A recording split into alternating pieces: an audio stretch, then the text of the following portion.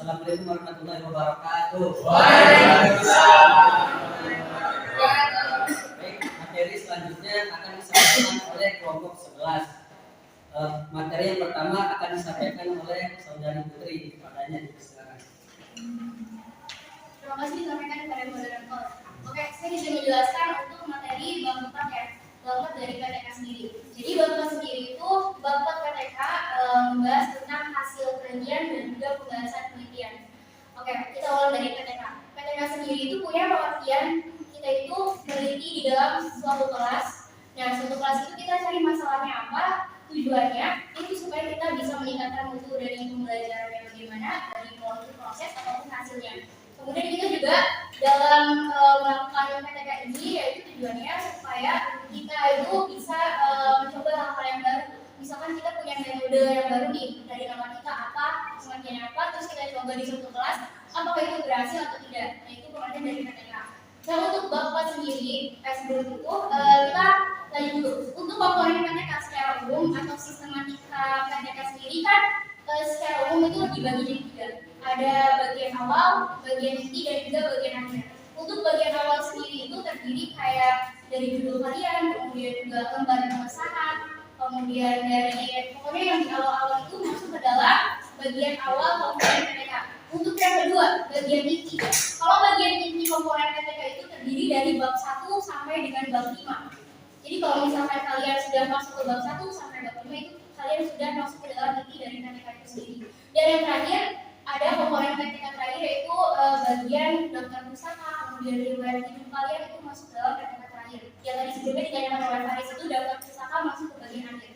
Nah, untuk bab 4 sendiri itu karena memang membahas tentang hasil dan juga pembahasan, maka di dalamnya itu biasanya akan ada penyajian data berupa tabel-tabel ataupun diagram. Nanti dari tabel dan diagram itu kalian harus dibahas setelah ada hasil pembahasan.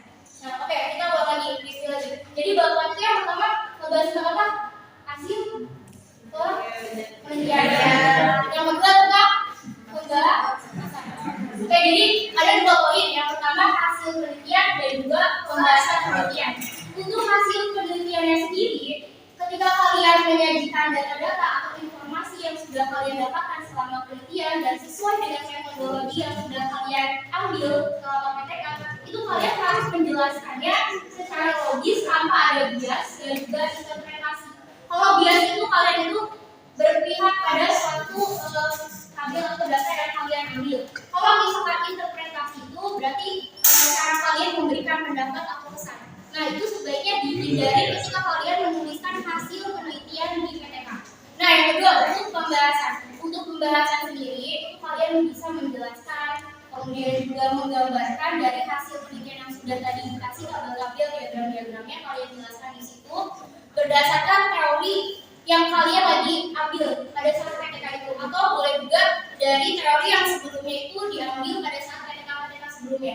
Nah, ketika kalian mulai masuk di pembahasan di bab 4 ini, kalian di situ mulai muncul adanya argumen-argumen dari peneliti. Makanya diperbolehkan di bab 4 ini di bagian pembahasan ya khususnya kalian boleh menginterpretasikan bagaimana tuh hasil dari penelitian yang sudah kalian data dari yang sudah kalian ambil, datanya hasilnya seperti apa kalian interpretasikan sendiri, boleh pakai argumen kalian sendiri. Tapi argumen dan juga interpretasi kalian itu harus bergantung sama teori yang kalian ambil. Misalkan Marisa ambil metode drill, maka dari siapa ya teori? Tambang. Misalkan dari tambang. Nah, kalian ketika menginterpretasi atau berargumen maka harus ada bersesuaian dari peneliti tadi. Mungkin itu yang saya dapat sampaikan. Kurang lebih mohon maaf. Saya kembali kepada moderator. Terima kasih atas penyampaian materinya. Selanjutnya materi yang kedua akan disampaikan oleh Saudari Duda. Kepadanya dipersilakan. Saya tidak menjadi akan menjelaskan tentang struktur dan sistematika bab 4 pada laporan penelitian di kakak kelas. Yang pertama yaitu pada deskripsi kondisi awal, yaitu peneliti mendeskripsikan semua pengamatan dari kondisi awal, dan pendeskripsian itu dapat disajikan dalam bentuk tabel atau daftar maupun bentuk grafik dan diagram. Yang selanjutnya yaitu deskripsi hasil siklus 1, 2, dan 3 dan seterusnya, yaitu berisi tentang perencanaan tindakan, pelaksanaan tindakan.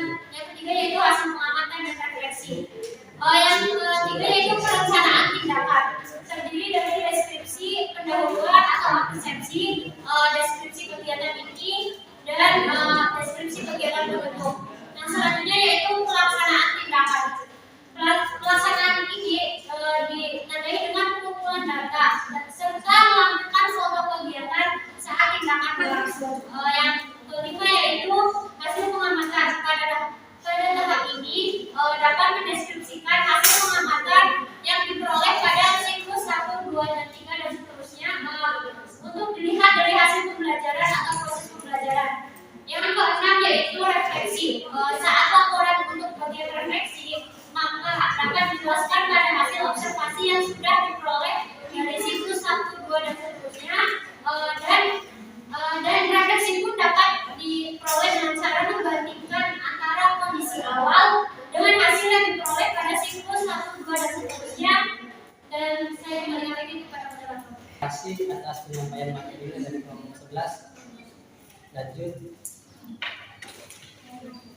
masuk ke materi sesi diskusi. Silakan pada teman-teman yang mau bertanya. Apa ukuran keberhasilan sebuah siklus pada penelitian tindakan implementasi? Ya, pertanyaan yang kedua. Izin bertanya kepada kelompok 11, kan di sistematika penulisan itu jika terjadi siklus 2 kan itu di siklus 1 itu ada refleksi. Nah, apakah dari hasil refleksi itu dimasukkan juga pada perencanaan tindakan di siklus 2? Terima kasih. Pertanyaan kepada kelompok 11, pada halaman 4.2 hasil observasi aktivitas positif siswa siklus 1 halaman 11, jumlah dan sikap dan nilai-nilai yang dikembangkan siswanya memang harus 21 atau sesuai kebutuhan kita saja. Terima kasih.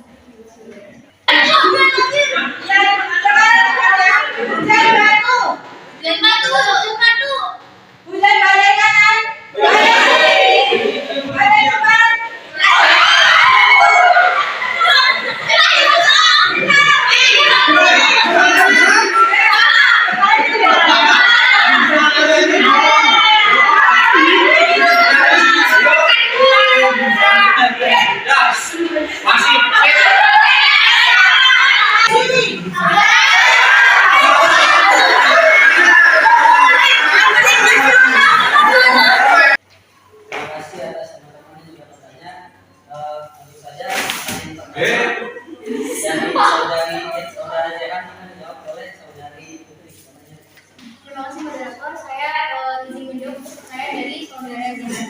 Saudara Jehan itu bertanya apa ukuran keberhasilan dari siklusnya. Ya, untuk PTK sendiri itu punya ciri khas. Kalau misalkan PTK itu bakal terus berlanjut sampai si peneliti itu punya kepuasan sendiri, punya keberhasilan sendiri. Nah, tingkat keberhasilan atau ukuran keberhasilan dari siklus itu contohnya ada peningkatan baik itu pada saat proses pembelajaran maupun hasil pembelajaran. Seperti yang waktu itu Ibu Meli jelasin ya, kalau misalkan selama siklus 2 itu tidak naik lagi, tidak ada peningkatan dari siklus 1 itu maka akan dilanjutkan dengan siklus selanjutnya. Mungkin itu secara singkat. Terima kasih. Saya kembali ke Ya, selanjutnya pertanyaan yang kedua dari saudari Susi akan dijawab oleh saudari Linda. Padanya silakan.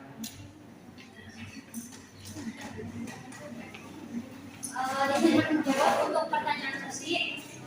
Refleksi itu dimasukin ke siklus selanjutnya nggak pada tindakan awal ya? Jawabannya itu yaitu dimasukkan karena sebagai tolak ukur perbaikan di siklus tersebut, paham nggak? Jadi dijelaskan secara singkat aja gitu. Terima kasih.